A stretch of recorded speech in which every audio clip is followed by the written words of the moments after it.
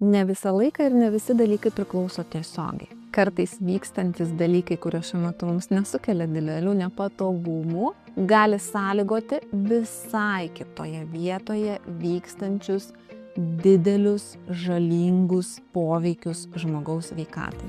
Jeigu burnoje nėra subalansuota mikroflora, jeigu burnos gleivinė nėra sveika ir galinti kovoti su infekcijom ir sukėlėjais, jeigu burnoje yra įvairių pažeidimų, kurių pasakoje nuolatos eikvojamas mūsų imuniteto resursas, mes tiesiog galime prarasti savo stebuklingą imuniteto gydomąją galią, kurios galbūt reikia visai kitoje organizmo vietoje. Širdies ir kraujagyslių sistemoje, endokrininėje sistemoje.